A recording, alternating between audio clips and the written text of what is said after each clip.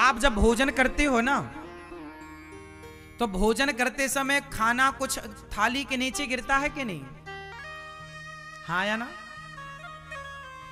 तो थाली के नीचे गिरा, आपको क्या लगता थाली के नीचे गिर गया तो उठा लेंगे ना? कहते हैं खाते समय जो भोजन थाली से नीचे गिरता है उस भोजन को प्रेत ग्रहण करता है। आप देखें ना देखें, लेकिन हमारे आसपास पॉजिटिविटी नेगेटिविटी है। जैसे बैक्टीरिया को हम नहीं देखते, लेकिन नहीं दिखता इसका मतलब ये छोड़िए कि बैक्टीरिया नहीं है। कोरोना को हमने नहीं देखा कि सफेद है कि काला है कि गोरा, लेकिन नहीं दिखा, पर ऐसा तो नहीं कि नहीं था, था। आपके हाथ में बहुत सारे बैक्टीरिया हैं, आपको नहीं दिख रहे हैं, इसका मतलब ये थोड़ी कि नहीं जी नहीं दिख रहे हैं मतलब नहीं है माइक्रोस्कोप से देखिए आप, सब दिखेगा आपको। उसी तरह हनुमान चालीसा में क्या लिखा है? भूत पिशाच निकट नहीं आवे महावीर। तो भूत पिशाच निकट नहीं आवे क्या मतलब है?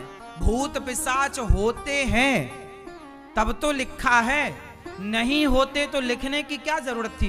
तुलसीदास जी को हनुमान चालीसा में होते हैं तब ना लिखा है। तो याद रखिएगा कि हमारा खाया हुआ अन्न इसलिए ऐसा खाओ कि थाली से जूठन ना गिरे। कुछ लोग तो ऐसा गलत खाते हैं कि खाते खाते ऊपर मुंह से ना कुछ दाने चावल के, कुछ रोटी का कण नीचे जमीन पर गिर जाता है। ये बहुत गलत है।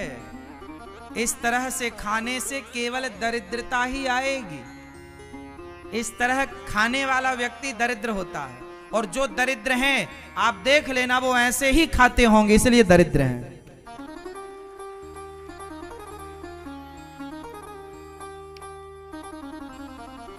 खाते समय ना तो थाली टूटी होनी चाहिए, ना तो जिस गिलास में पानी पियो वो गिलास भी चटकी नहीं होनी चाहिए। जिस लोटे में पानी पियो, कुछ लोगों के बर्तन चटके होते हैं ना, स्टील का बर्तन चटका है, तांबे का बर्तन, माताएं जिस बर्तन में दाल बनाती हैं वो भी चटका है। नहीं, चटके बर्तन का प्रयोग नहीं करना, उससे दरिद्रता का वास होता है। तो जो हम भोजन करते हैं, तो भोजन करने से क्या जो थाली के बाहर गिर जाता है वो प्रेत ग्रहण करता है। इसलिए अशुद्धि। उसी तरह जब आप नहाते नहीं हैं, जैसे आप शौच करने गए और शौच करने के बाद आपने स्नान नहीं किया तो आप अशुद्ध हैं। तो जो नेगेटिविटी है जिसे कहते हैं नकारात्मकता, वो नकारात्मकता ना गंदे व्यक्ति को पकड़ती है। जैसे मक्खियां कहां होती हैं? मक्खी कहां होती है? गंदगी में। जहां गंदगी होगी वहां मक्खी जरूर भिन्न भिन्न भिन्न भिन्न करेगी। तो जहां आपने शौच किया और आपने स्नान नहीं किया तो आपको फिर नकारात्मकता, नेगेटिविटी का मतलब है गलत विचार आपके मस्तिष्क में आने शुरू हो जाएंगे। और विचारों से ही व्यक्ति का निर्माण होता है और विनाश होता है। निर्माण भी वहीं से, विनाश भी वहीं से। आपके गलत विचार आपका नाश कर देंगे और आपके अच्छे विचार आपको श्रेष्ठ बना देंगे। स्वामी विवेकानंद जी के अच्छे विचारों ने उन्हें श्रेष्ठ बना दिया और रावण के गलत विचारों ने उसका नाश कर दिया। खेल विचार का ही तो है। और विचार कहां से आएंगे? जैसी शुद्धि वैसी बुद्धि। विचार मीन्स बुद्धि। भाई बुद्धि से ना आप विचार करते हैं, बोलो हाँ या ना। तो आप जब नहीं नहाते तो ना नहाने के नुकसान क्या है कि आप उस गलत चीजों के शिकार हो जाते हैं। इसलिए लघु शंका जाने पर क्या करोगे? 4 कुल्ला और हाथ पांव धुलना, और शौच के बाद दिन हो रात हो सर्दी हो गर्मी हो बारिश हो, आप एक बार नहा चुके हो और दूसरी बार गए हो शौच करने तो आप भले अर्ध स्नान करो, कपड़े सारे गीले कर लो, नाभि से नाभि से कमर के हिस्से को, नाभि के नीचे के हिस्से को आप धुल लो, पानी डाल लो, साफ कर लो और गीला कर लो, शुद्धि मानी जाएगी। 2 बूंद। अच्छा, आप सिर भले ना धोया करो, लेकिन सिर भले ना धो, पर नहाने के पहले आप सबसे पहले 2 बूंद जल की 2 बूंद सिर पर यहां ऊपर जरूर डाला करो। यहां आप भले सिर मत धोइए। जब भी आप नहाने जाएं, आप लोग नहाने में सबसे पहले क्या धुलते हैं? पांव। ये नियम गलत है। सिर की गर्मी ऊपर से नीचे जानी चाहिए, इसलिए सबसे पहले सिर पर पानी डालना चाहिए। भले 4 बूंद पानी डालो, मत धो सिर, 4 बूंद पानी डालो।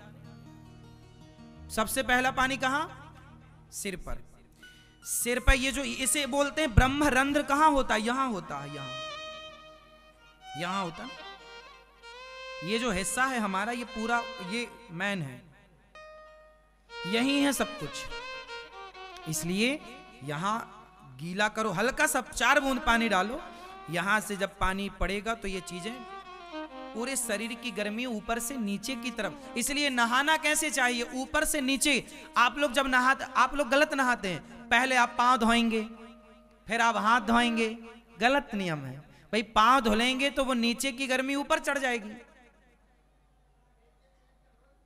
आपको पता है पांव से, हमारे तलवों से बहुत सी चीजें निकलती हैं। हमारे शरीर में छेद होते हैं, पसीना निकलता है ना, छेद है तभी तो निकलता है। विज्ञान समझो, हर चीज के साइंस को समझो। मैं हर चीज साइंटिफिक बोल रहा हूं, हर चीज का विज्ञान। हमारे शरीर में करोड़ों छेद हैं कि नहीं? 9 छेद तो विशेष है, 9 द्वारे पुरे देही, 9 दरवाजे तो हैं, लेकिन बारीक छिद्र हैं जिनसे पसीना निकलता है। करोड़ों छिद्र हैं या नहीं? जितने रोम हैं आपके, ये छिद्र ही तो है। इसलिए हमारी पूरी बॉडी से पानी भीतर जाता है और पूरी बॉडी से पानी बाहर आता है। यह प्रोसेस होता है, आप नहीं समझ पाते इस प्रोसेस को, आप ध्यान। लेकिन पानी जब नहाओ, सवेरे का जो स्नान है, गर्म पानी से नहीं नहाना चाहिए, गुनगुने पानी से। ना ठंडे पानी से नहाओ, ना गर्म पानी से नहाओ। फास्ट, ना तो ठंडे पानी से नहाना चाहिए और ना जोर से, ना गर्म पानी। गर्म पानी भी नुकसानदायक है और ठंडा पानी भी नुकसानदायक है। तो पानी कैसा होना चाहिए? नदी के टेम्परेचर का। आप सर्दियों में जाओ नदी का पानी हल्का, नदी का पानी ठंडा नहीं होता। आप ऊपर का पानी ठंडा, जरा हाथ डाल के देखिए, पानी आपको सवेरे भाप निकलती है नदियों में। गर्मियों में पानी ठंडा होता है नदियों का, और सर्दियों में पानी नदियों का गर्म होता है। तालाब का पानी सर्दियों में गर्म होता है, हाँ या ना? ये प्रकृति ने आपको कर रखा है। सर्दियों में आपका पेट गर्म होता है और गर्मियों में आपका पेट इतना गर्म नहीं होता जितना सर्दियों में होता। शरीर का टेम्परेचर सर्दियों में ज्यादा गर्म होता है, गर्मियों में शरीर ठंडा होता है, हाँ या ना? समझो विज्ञान को। ना तो गर्म पानी से नहाना है आपको, और ना किस टेम्परेचर के पानी से नहाएं। गीजर लगा है आपके घर में, तो उस गर्म पानी को ठंडे पानी में इतना मिलाओ, ऐसे मिलाओ कि वो नदी के टेम्परेचर का हो। कैसा हो भैया? नदी या तालाब के पानी बिल्कुल सामान्य, मतलब सिंपल। छोड़ो, जैसे बोर का पानी निकलता है ना ताजा, आप मशीन चालू करो, बोरिंग आपके घर में, तो बोर का पानी कैसे निकलता है? हल्का, बिल्कुल ऐसे निकल, ना वो ठंडा होता ना वो। ऐसे टेम्परेचर के पानी से नहाना चाहिए। ज्यादा गर्म पानी भी नुकसान पहुंचाता है और ज्यादा ठंडा पानी भी नुकसान पहुंचाता है। सबसे पहले सिर को, यदि आपने सिर, अब जैसे महिलाएं तो रोज सिर धुलती नहीं है, तो फिर आप क्या करेंगे? आप अपने सिर में 4 बूंद पानी डालेंगे। सिर नहीं धुलना, 4 बूंद पानी तो डाल सकते हैं। फिर इसके बाद आप फिर गर्दन से पानी डालना, ऊपर से पानी डालो, ताकि शरीर की पूरी गर्मी नीचे की तरफ जाए। इसलिए शरीर में नीचे का हिस्सा गर्म होना चाहिए। चलो छोड़ो, दिमाग कैसा हो? गर्म कि ठंडा? जोर से। दिमाग हो ठंडा और पांव हो, हाँ, पांव गर्म होंगे और दिमाग ठंडा होगा तो आप स्वस्थ और सुखी रहेंगे।